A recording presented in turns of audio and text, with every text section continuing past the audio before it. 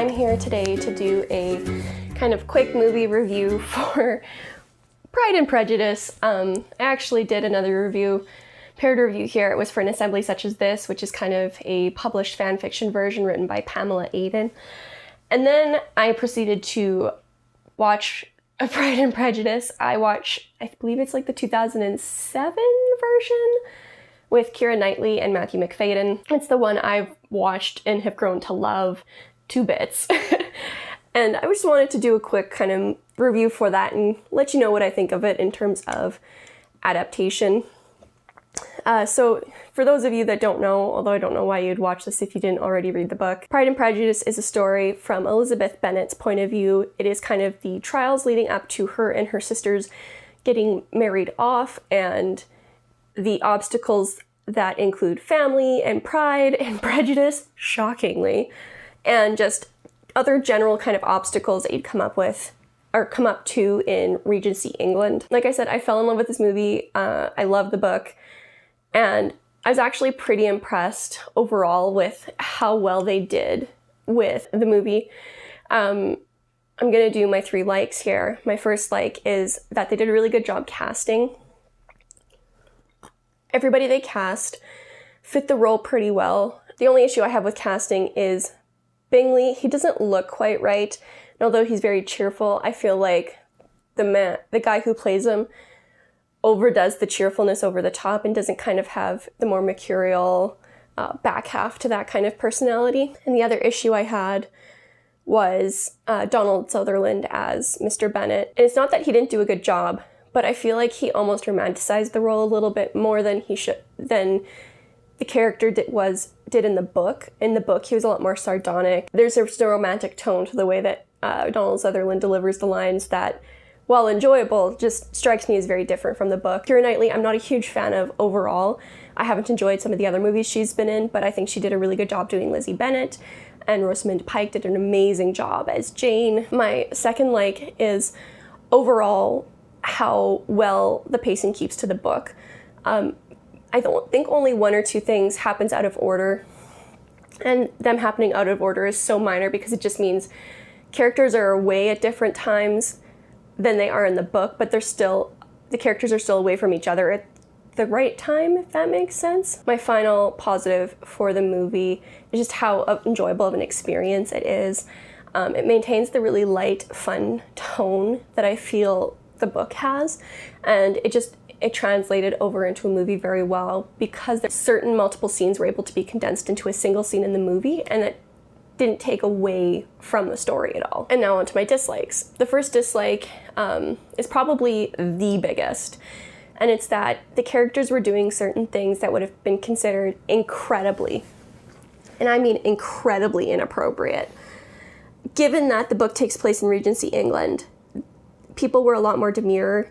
The daughters of the Bennets were a lot more demure, well, at least the ones that knew better. And that didn't translate as well here. There are several times where Lizzie does things in the movie that she would never have done in a million years in the book because it was so inappropriate. And I understand that Regency England was a long time ago and you need to modernize it a little bit. But given that they put a lot of effort into keeping everything else a lot more time period appropriate, it's dismaying that they didn't let that stay time period appropriate as well. But I believe all those changes were made to make it seem more romantic, especially the ending, despite the fact that the ending in the book was good. And my only other dislike is the lack of accents. Like, I think they did a decent job overall, but like, I love me a British accent, and not all the characters had British accents, and that was kind of sad. But overall, I really enjoyed the movie, and having just 2 dislikes, I really couldn't think of anything else or pick anything else out of it, having watched the movie really recently. And then the characters, like I mentioned in my likes, they translated over really well from the book for the most part, just a couple little nitpicky things, just because I've read the book so often and watched the movie so often. I picked up on them, but I don't know if anybody just casually watching this or having read the book once or twice and then watching the movie casually would necessarily pick up on it. And they're not major, and they're not like enjoyment breaking. like I said, the biggest one is really the inappropriate social contact that Lizzie has with Darcy and a few other characters. And with that, I'll move into my wrap-up. In terms of a movie unto itself, I really, really enjoyed this. I actually believe I watched the movie for the first time before I read the book, and I instantly loved it. It is a classic romance in the best sense of that, in the best sense of the genre. I loved the way the characters grew, I loved the connection they formed, and I loved how cute and sweet the romances were, both for Bingley and Jane Bennet and Lizzie Bennet and Mr. Darcy. They were just perfect. Because of that, I would give the movie itself a 4.5 out of 5. It is endlessly entertaining, and it was just cute and sweet, and it's just such a good feel-good movie that if you're ever in the mood where you need that kind of watch, I totally recommend Pride and Prejudice as your pick. And with that, I'll move on to my book-to-movie adaptation score. And this, I would have to give a 4 out of 5. Although they overall did really, really well, I was very disappointed in the lack of appropriate social contact in certain situations, specifically the ending. Like, Lizzie would never have left the house in her pajamas to go meet a man in the field behind their house. The book ending where they kind of have a tete-a-tete while they're walking down the lanes and they unburden themselves to each other, I think is a little bit more sweet and a little more consistent with their characters through the book and the characters through most of the movie.